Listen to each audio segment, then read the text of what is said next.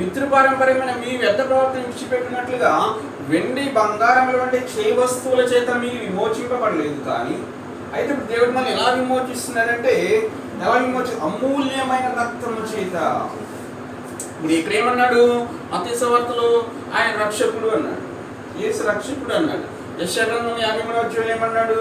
యెహోవా మనందరి దోషం అతని మీద మోపాడు అన్నాడు. అయితే ఇక్కడ పేతురు గారు వచ్చేటప్పుడు ఇంకా క్లారిటీ ఇస్తున్నాడు. ఏమన్నాడంటే అమూల్యమైన రక్తము చేత. అమూల్యమైన రక్తము చేత అంటే అమూల్యమైన రక్తం అంటే ఇక అట్లాంటి రక్తం ప్రపంచంలో ఇంకెక్కడ కూడా దొరకదు.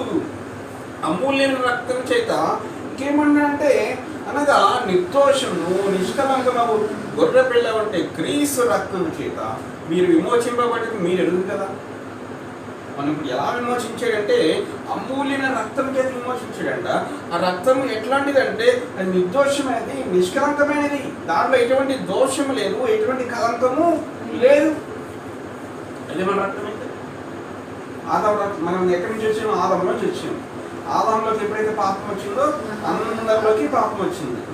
మన రక్తంలో పాపం ఉంటుంది, అందరి రక్తంలో పాపం ఉంటుంది. ఎంత వైట్గా ఉన్నా, ఎంత పెద్ద పెద్ద వాళ్ళైనా, పోపు గారైనా, బిషప్ గారైనా, పాస్టర్ గారైనా అందరి రక్తంలో పాపం ఉంటుంది. కానీ మన ఎలా విమోచించాడు అంటే అమూల్యమైన రక్తం చేయడం. ఆయన క్రీస్తు రక్తంలో ఎటువంటి దోషము లేదు, ఎటువంటి కలంకము లేదు. అలాగే భూమి మీద ఎన్ని సంవత్సరాలు జీవిస్తారు? 33 సంవత్సరాలు జీవిస్తారు.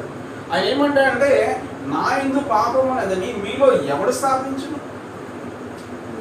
ఈ ప్రపంచంలో ఒకే ఒక వ్యక్తి ఛాలెంజ్ చేస్తున్నాడు. ఏమని ఛాలెంజ్ చేస్తున్నాడు అంటే నా యందు పాపం అనేదని మీలో ఎవడు స్థాపించను? రండి, ఎవరంటే రండి అంటున్నాడు.